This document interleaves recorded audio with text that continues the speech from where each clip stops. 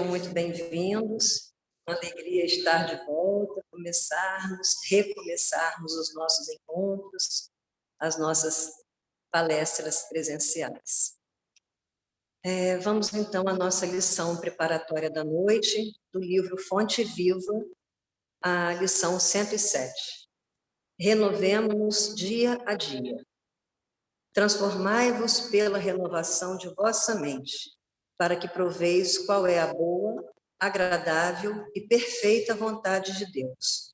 Paulo, Romanos 12, 2. Não adianta a transformação aparente da nossa personalidade na feição exterior. Mais títulos, mais recursos financeiros, mais possibilidades de reconforto e maiores considerações sociais podem ser simples agravo de responsabilidade. Renovemo-nos por dentro. É preciso avançar no conhecimento superior, ainda mesmo que a marcha nos custe suor e lágrimas. Aceitar os problemas do mundo e superá-los, a força de nosso trabalho e de nossa serenidade, é a fórmula justa de aquisição do discernimento. Dor e sacrifício, aflição e amargura são processos de sublimação que o mundo maior nos oferece, a fim de que a nossa visão espiritual seja acrescentada. Facilidades materiais costumam estagnar-nos a mente, quando não sabemos vencer os perigos fascinantes das vantagens terrestres. Renovemos nossa alma dia a dia, estudando as lições dos vanguardeiros do progresso e vivendo a nossa existência sob a inspiração do serviço incessante. Apliquemo-nos à construção da vida equilibrada, onde estivermos, mas não nos esqueçamos de que somente pela execução de nossos deveres, na concretização do bem, alcançaremos a compreensão da vida e, com ela, o conhecimento da perfeita vontade de Deus a nosso respeito. Um convite à renovação íntima e diária. Vamos, então, à nossa oração inicial. Deus, Pai de infinita misericórdia, Jesus, mestre, amigo, companheiro de todas as horas, amigos da espiritualidade maior, que nos sustentam, nos orientam, nos cuidam. Nosso muito obrigado, Senhor, por mais uma vez estarmos reunidos em Teu nome. Abençoa-nos, Mestre querido, na nossa caminhada, porque ainda somos muito pequenos, ainda trazemos, Senhor Jesus, as nossas imperfeições, os nossos vícios, mas aqui estamos, Senhor, de coração aberto, com uma enorme vontade de aprender, de melhorar, de conseguir um pouquinho a mais de melhoria íntima, dessa renovação diária, Senhor Jesus, nesse exercício diário, Senhor Jesus, de nos renovarmos, de nos fortalecermos e de nos amarmos. Esteja conosco, Senhor, esteja nessa casa querida, cuidando de cada cantinho, de cada coração, de todos aqueles que nós lembrarmos, todos aqueles, Senhor Jesus, que precisam do Teu amparo, da Tua luz, do Teu olhar. Que todos nós possamos sentir a Tua doce e serena paz, a Tua presença amiga e amorosa, hoje, agora e sempre, Senhor. Que assim seja. Chamamos hoje o Maurício, que vai nos dar a alegria da palestra da noite.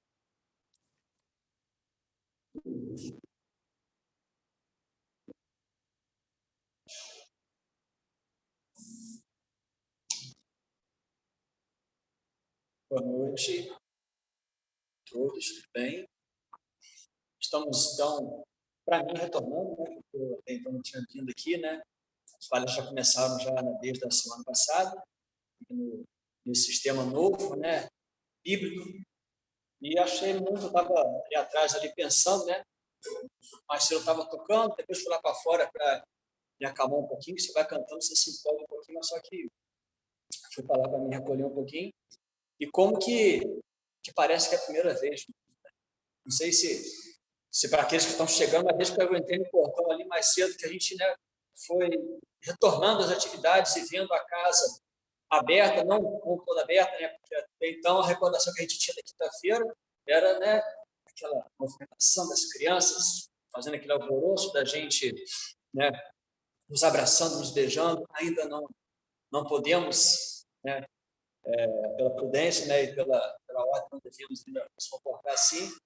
Mas então veio esse ar de primeira vez, então veio também aquele medo de primeira vez. Caramba, é como se fosse a primeira palestra, novamente, nesse momento novo. E a gente vai estar, né, dando sequência às palestras do mês. Hoje a gente vai falar sobre a alvenaria da casa espiritual, né? Seguindo a proposta, né, do mês de aniversário da casa, nós falamos sobre a casa, né? E agora uma visão um pouco mais ampliada, né, inspirada, como o Ruth falou no domingo, pelas palavras de Emmanuel, né, onde a casa espiritual não se limita a isso que nós estamos vendo aqui, né, essa estrutura que nós tanto sentimos falta, né, mas não é só isso, é muito além, assim como o sentido e todo o significado dela também vai além.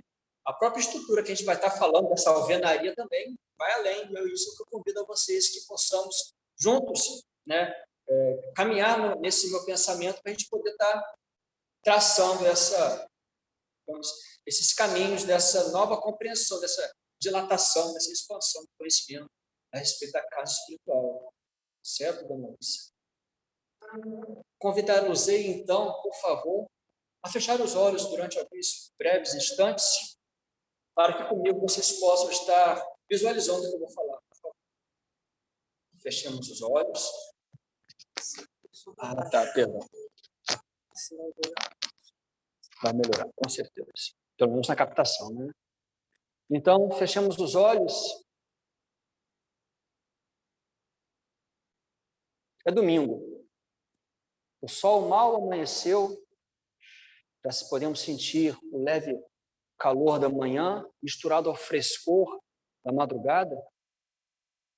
Os pássaros cantam, o horizonte vai clareando e Francisco já se pôs na estrada, seguindo para a cidade próxima. Ia para Porciúncula fazer os seus afazeres e, como sempre, como já trazemos em nossa memória, e alegre, saudando o sol, saudando os raios de luz que vitalizavam a sua pele, o seu rosto, cantando junto com os pássaros, bendizendo a vida, agradecendo a Deus pela perfeição da natureza, pela maravilha da vida. E ia feliz a caminhar, olha para trás e já vê a cidade de Assis um pouco mais distante, já se encontra afastado das seguranças do muro, mas isso não diminui a sua alegria ou a sua sensação de leveza, quase planar. E assim seguia, feliz, radiante, como o irmão Sol.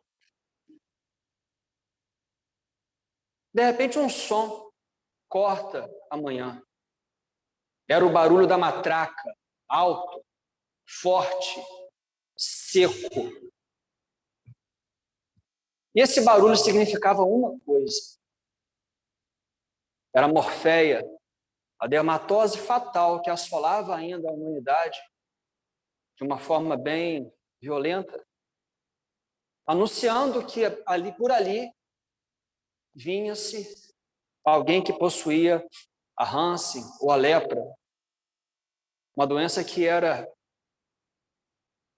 temida por todos, né? E aquele que a continha era afastado do convívio social, não podia entrar nas cidades e era obrigado a andar com esse aparelho que fazia som para que as pessoas tivessem tempo de se afastar.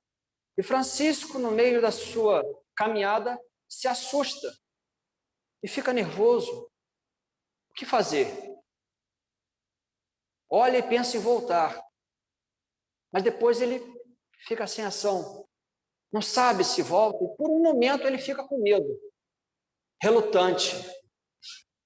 fecha os olhos, o barulho se aproxima.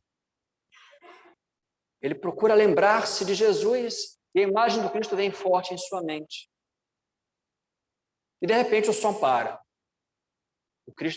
Francisco se volta e depara-se ali com aquele ser maltrapilho, envolto em panos, com um manto negro a tapar sua fronte, e de mãos estendidas, ulceradas, machucadas, e diz: irmão, por favor, me dê uma esmola. Francisco, então, nesse mesmo momento, procura encontrar algo que pudesse dar para aquela criatura, e lembra-se que não tem nada em seus bolsos, mas ainda assim, no desejo enorme de ajudar, coloca as mãos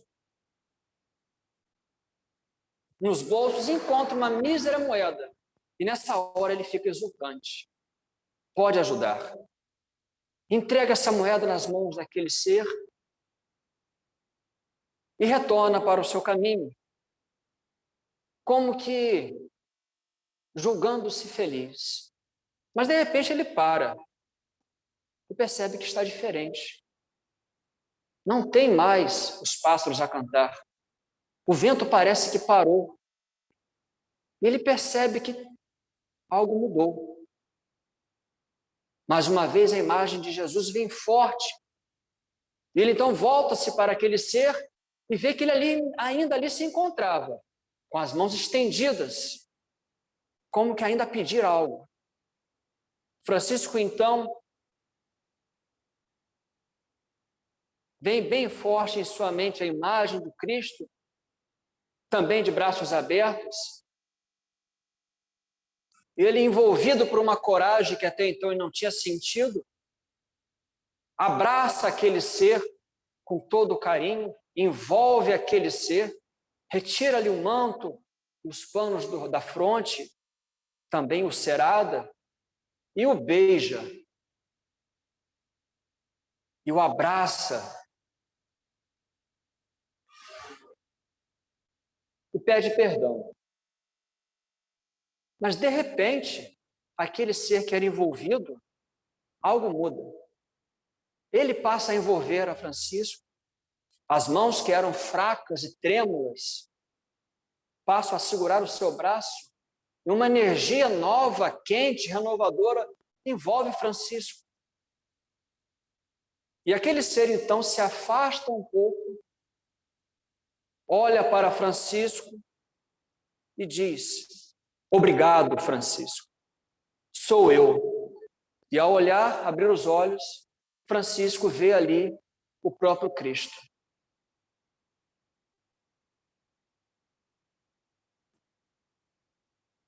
Cristo então veio trazer talvez uma mensagem diferente, nova para Francisco, que todos sabemos, né, teve uma linda passagem enquanto encarnado. Em outro momento, anterior a esse, Francisco encontrava-se na igreja de São Damião, né, e buscava algo que ele pudesse fazer. E ele então ouviu a voz do Cristo a responder ao seu chamamento, né, de mostrar-lhe um caminho, de mostrar-lhe uma diretriz. E essa voz disse para Francisco: Francisco, reconstrói a minha casa. E Francisco, meio que em dúvida, como assim? Reconstrói a minha casa?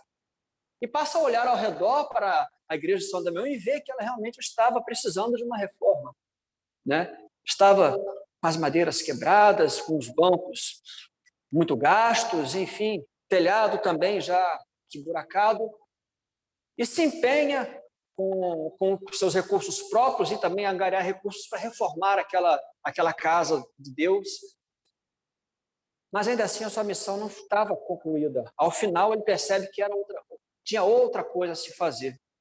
E na sua trajetória a gente vai ver isso aí que a gente está relatando no livro Miramês, de Nunes Maia, que é um livro fantástico. O Francisco leva um tempo a perceber que o Cristo não falava da igrejinha de São Damião, que Cristo também não falava da Igreja Católica como instituição maior, mas ele falava do templo divino, ou do templo de Deus, que habita em nossos corações. Essa foi o grande pedido do Cristo para Francisco, que reconstruísse a casa do Pai, o templo do Pai, no coração dos homens. E a gente pode, então, através desses dois exemplos, imaginar que talvez a passagem que o Cristo se materializa para Francisco, unido à proposta reencarnatória, podemos ousar assim nos colocar, de Francisco, de reconstruir a casa de Deus, o templo de Deus dentro dos nossos corações, seja, como o encontro com o leproso demonstrou, através da fraternidade, através da ação no bem, da generosidade, né, que vai além da benevolência material, que de primeiro momento é o que nos acode, né, é o que nos movimenta, né, quando nos deparamos com situações convidadas a caridade, para ofertar aquilo que nos é fácil a princípio. É o agasalho, por uma mulher não era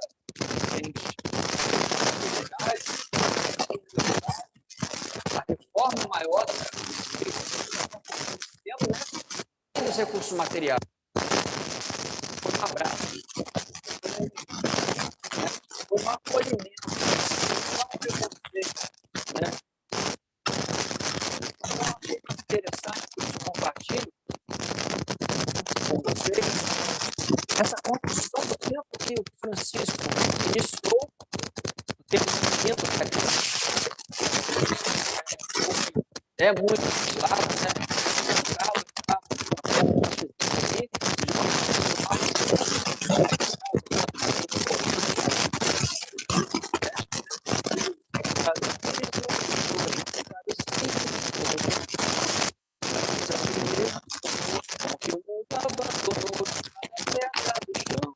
Construo o templo do coração, em cada dia que vem, em cada dia que vai, chego em minha casa de meu pai.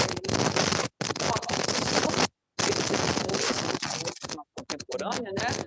Marciana, mas eu acho que coloca para o processo de construção, que é a construção íntima, desse casa do pai, né? Extrapola paredes físicas, né, que faz morada, e essa morada diferente dos tempos físicos, como o próprio Cristo já preconizou, né, não está pedra,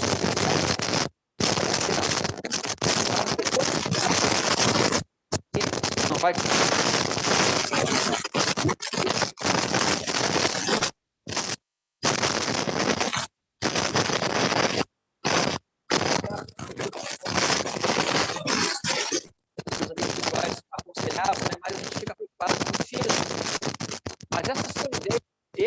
essas paredes internas do templo de nós não trincam, não tem filtração, né? Quando alicerçadas, aquilo é eterno. Então, assim, trazer essa ideia, a gente entende que corrobora para a gente, que a nossa amiga Ruth, né, inspiradíssima, veio trazer para o nosso meio, que é a casa espiritual, que cada ser cada um de nós somos dentro de nós, somos em nós uma casa espiritual. E toda casa espiritual, ela precisa ter os seus recursos. Primeiro, né, a sua construção, ela vai fazendo a sua base, a sua onde ela vai ser isso, né? Vai criando as suas cada ponto vai ter a sua e a gente sobre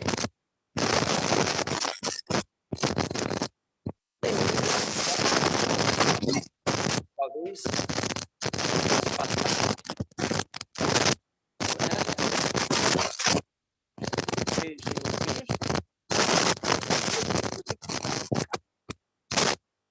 do Cristo, totalmente Francisco,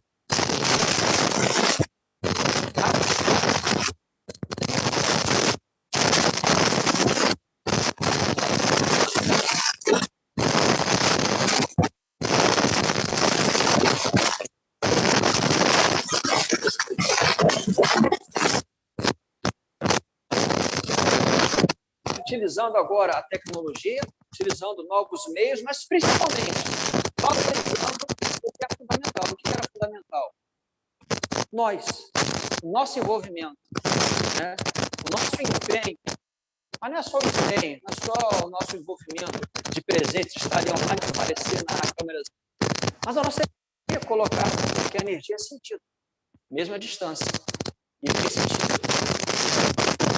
Não precisa ter uma câmera para nos envolvermos energeticamente próximo.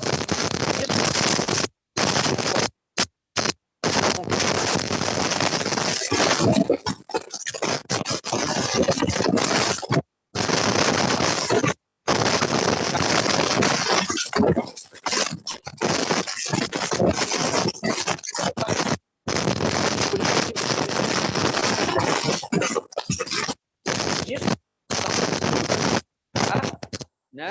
Isso no primeiro momento.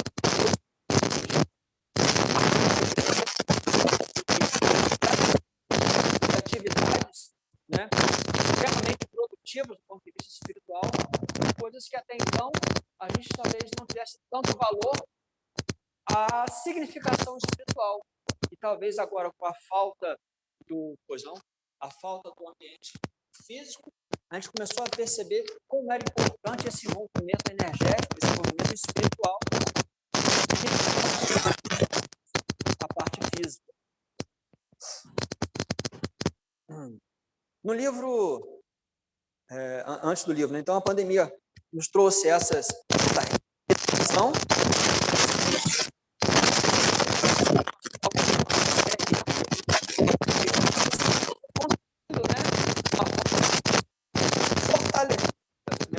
E acontecendo graças à nossa que vai dando e nos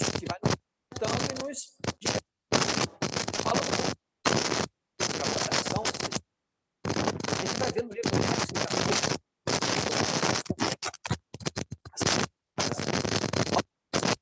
não apenas em Belém todos os projetos em construção e também coragem para que tenhamos êxito total nesse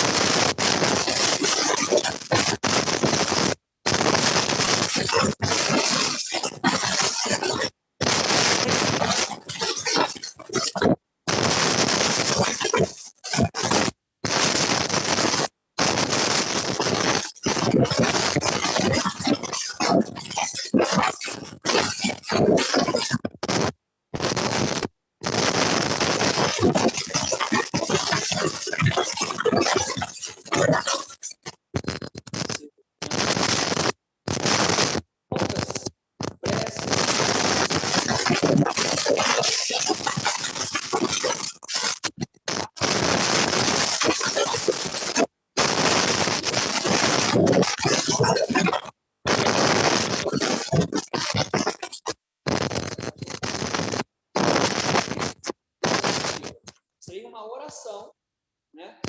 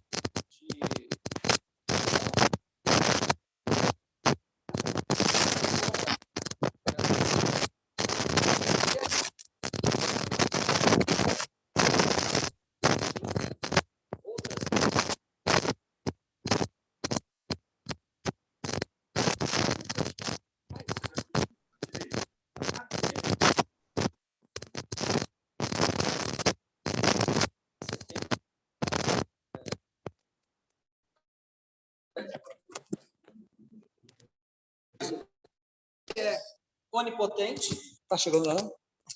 Não. Agora vai. É muita energia envolvida, isso acontece. Então, todos temos o entendimento que Deus é onisciente, onipresente, onipotente. Onisciente, ele sabe de tudo. Onipresente, ele está, né, em tudo. Onipotente, ele pode fazer tudo. Então, se ele sabe de tudo, por que a gente precisa pedir? Desculpa. Por que a gente precisa pedir o que for melhor? Ele sabe o que é melhor. Se ele está em tudo, ele está vendo o que a gente está passando. A gente está duvidando que ele está vendo? Então, se a gente está, né? Se ele pode fazer tudo, e como um pai, que o Cristo veio nos colocar essa figura paterna, que cria, que cuida, de misericórdia, de amor, ele vai faltar? Não vai faltar. Ele vai deixar você esquecido? Não vai deixar. Então, isso tudo já faz parte da perfeição, na magnanimidade de Deus. Mas a gente pede. Né, Maria Lúcia? A gente gosta de pedir. Nós estamos, eu diria, acostumados a pedir.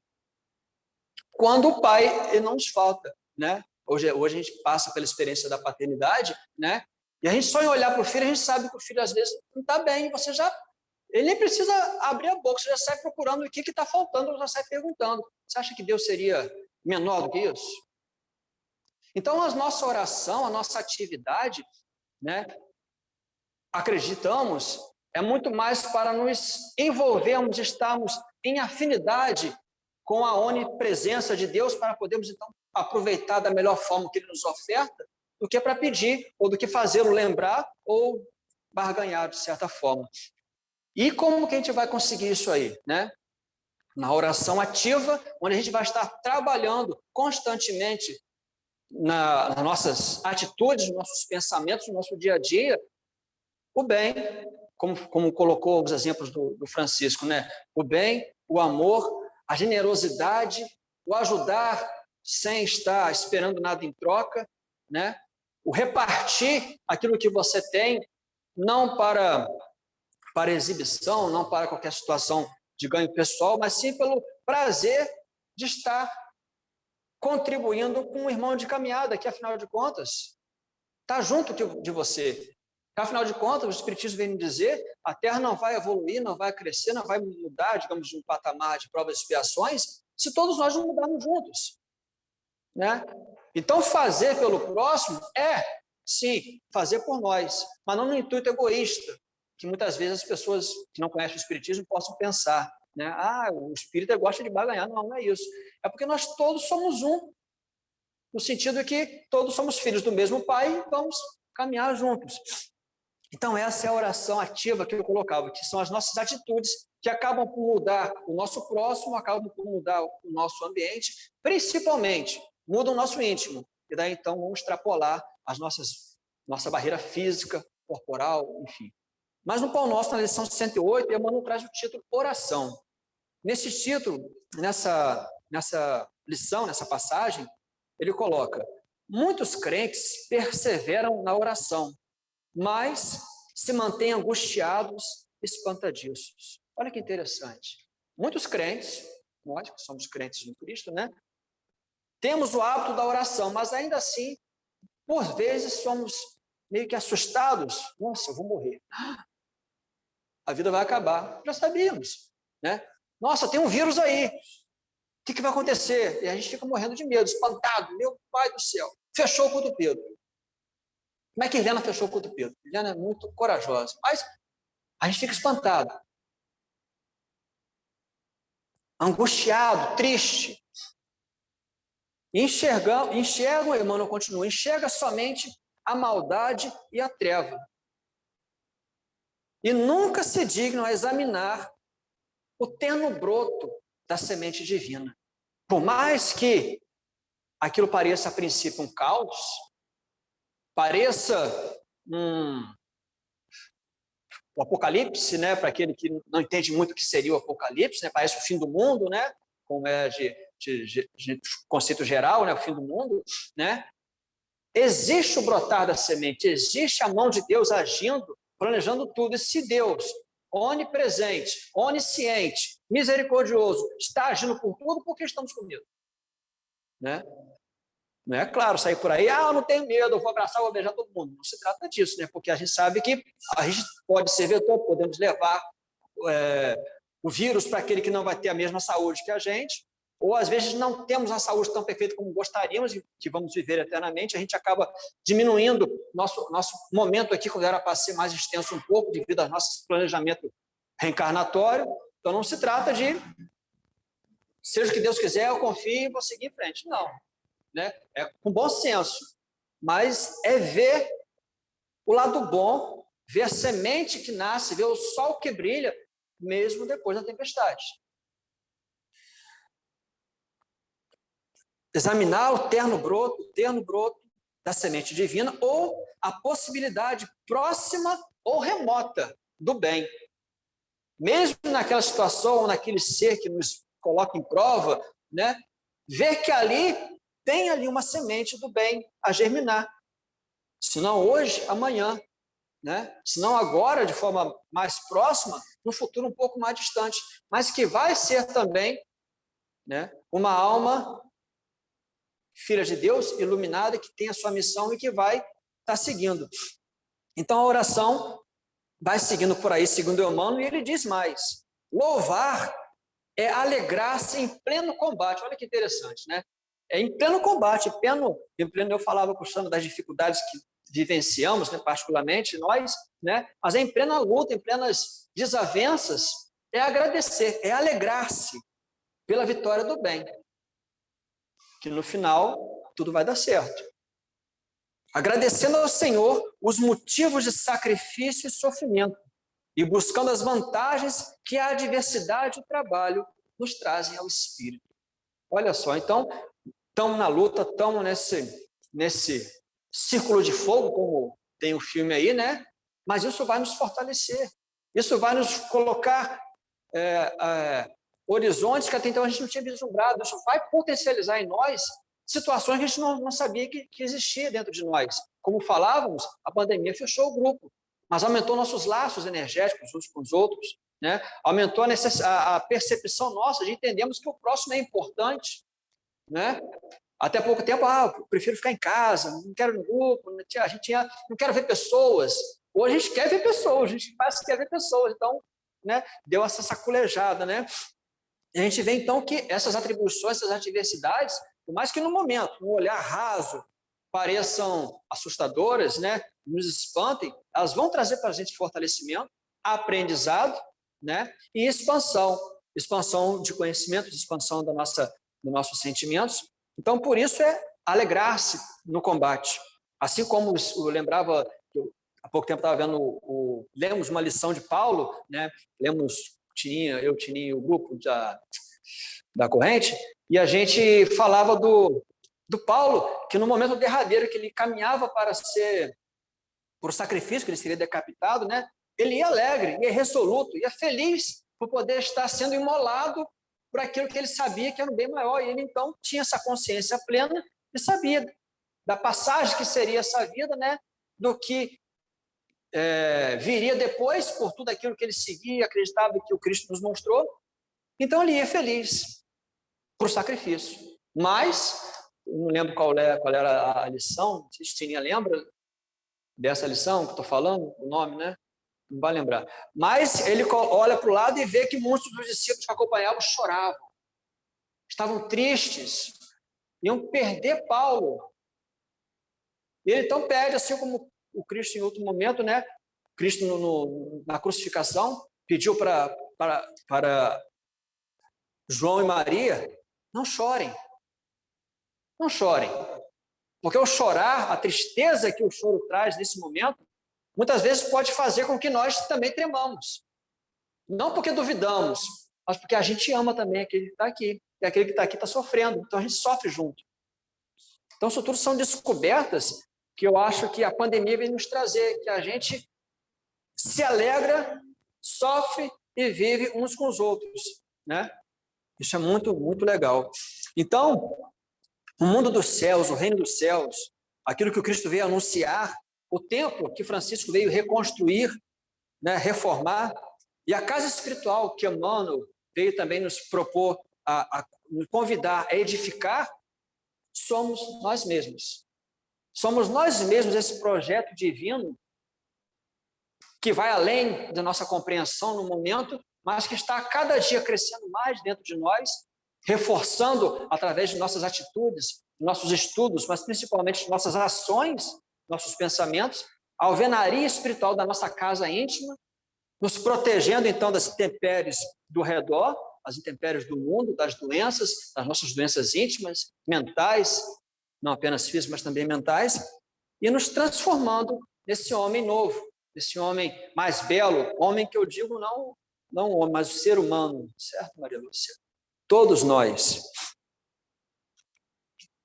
Então, descoberto agora esse detalhe, edificado esse templo e trabalhado, construído na fé ativa e na oração ativa que colocamos, né, a gente vai estar afastando de nós, né, o mal, a tristeza, os espíritos antagônicos que porventura possam se acercar de nós,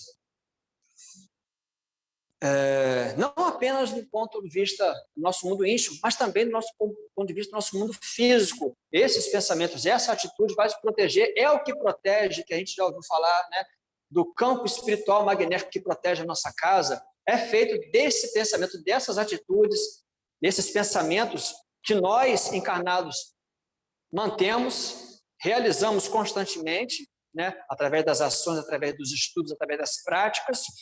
Não apenas nós, mas o plano espiritual também, e a união desses fluidos, dessa energia,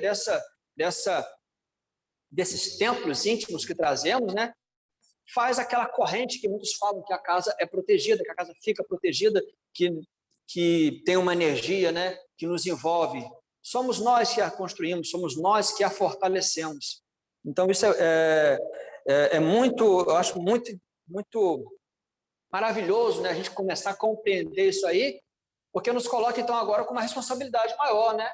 A gente, muitas vezes, busca a casa, busca alguém para nos ajudar, para nos envolver. Claro, precisamos, muitas vezes, desse recurso. Mas precisamos entender também que o nosso mundo, a nossa forma de encarar, vai nos proteger também disso aí. Uma hora ou outra, sim, vai correr lá, conversar com o Tia Cláudia, conversar com Mônica, e a gente se reergue juntos e nos protegemos novamente. Né? Protegemos a nossa casa íntima, né? Protegemos a nossa casa física, nosso lar também, né? Nossa casa onde criamos nossos filhos, onde temos nossos pais, nossos avós, também ou são protegidos por essas posturas, né? A oração, o pedir proteção para nós, para o nosso lar, tem validade? Claro que tem, né? Como diz isso, vai demarcar o caminho, o que a gente quer, vai nos ajudar focar nossa mente naquilo que a gente quer. Mas isso vai se efetivar com as nossas atitudes. Porque só pedir, Deus já sabe.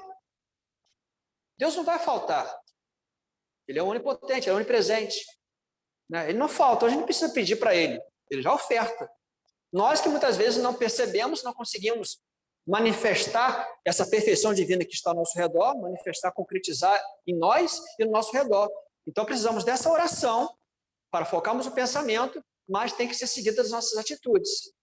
Né? Então daí a oração ativa que eu falava, que não é você, muitas vezes, do meu ponto de vista, né, que a gente fala, é o ponto de vista nosso, que é o ponto de vista embasado na doutrina espírita, no estudo da doutrina espírita. Não é você, muitas vezes, se recolher no quarto sozinho para fazer sua oração, né? E abriu a porta, acabou. Suas atitudes são outras, totalmente aversas daquilo que você pediu, né? Essa vivência constante, aí você está plenamente ou diariamente em oração, de acordo com o seu dia a dia. Então, a gente vai estar encerrando a nossa palestra, nossa explanação dessa noite, realçando, então, a importância da nossa casa espiritual, né? Que possamos estar edificando-a a cada dia, fortalecendo as nossas paredes com a oração ativa no bem, com a oração ativa na fraternidade, na generosidade, que foi o que o Cristo sabiamente nos demonstrou através de atitudes, né? Em 3 anos ou um pouco mais de pregação, ele nos ensinou apenas uma oração, que foi o Pão Nosso, né? O Pai Nosso, perdão, foi o Pai Nosso. E ainda assim a pedidos. Porque a oração que ele demonstrou e ensinou o tempo todo foi da caridade, foi do amor para com o próximo, né? Foi do amparo a todos de forma igual. Então a gente possa estar fortalecendo, seguindo os passos do Cristo, do Francisco, do Emmanuel, né, e da nossa casa, que nos oferta a oportunidade do trabalho, dos recursos físicos, para que possamos canalizar essas nossas energias e nessa construção, juntos. Porque não é um caminho, solitário, que vai ser precisa que nós demos os passos e sigamos, né? Mas temos ao nosso redor mentes e pessoas que estão no mesmo caminho e que nos fortalecem nos momentos de fraqueza, mas estamos no mesmo caminho. Que Jesus possa nos abençoar essa casa que já faz agora 55 anos, né, nesse mês, e que virão muito mais de acordo com o que a gente vai estar fazendo. Que Jesus possa, então, permanecer conosco.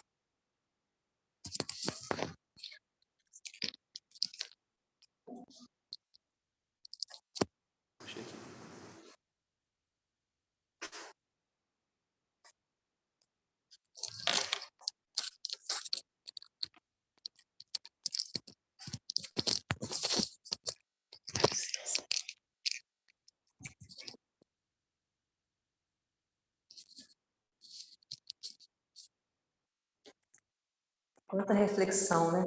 Que coisa boa, muito bacana. Muita coisa para a gente pensar.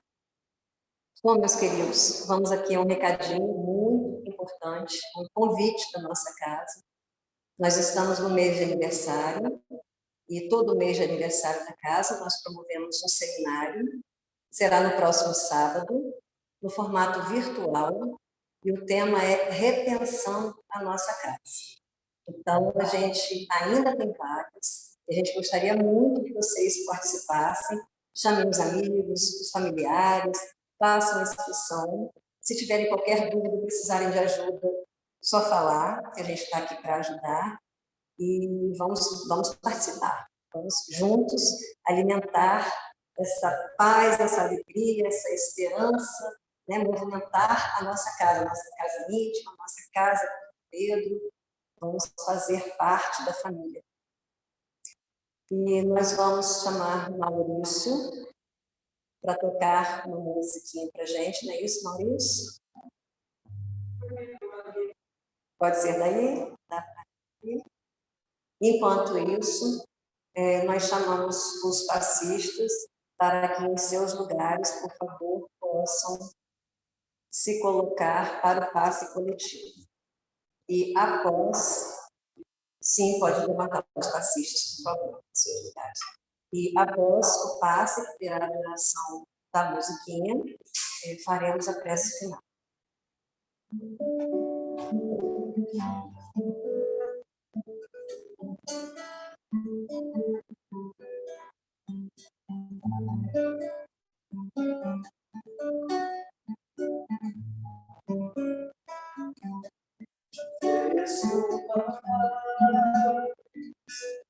Te ofereço a amizade, ouço das necessidades, deixo sua sinto os teus sentimentos, minha sabedoria, uma fonte, e reconheço esta fonte trabalhemos, minha sabedoria, uma fonte, e reconheço esta fonte trabalhemos. Te ofereço paz, te ofereço amizade, suas necessidades, vejo tua beleza, os teus sentimentos, minha sabedoria, uma fonte,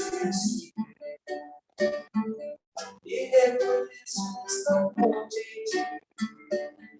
trabalhemos, trabalhemos.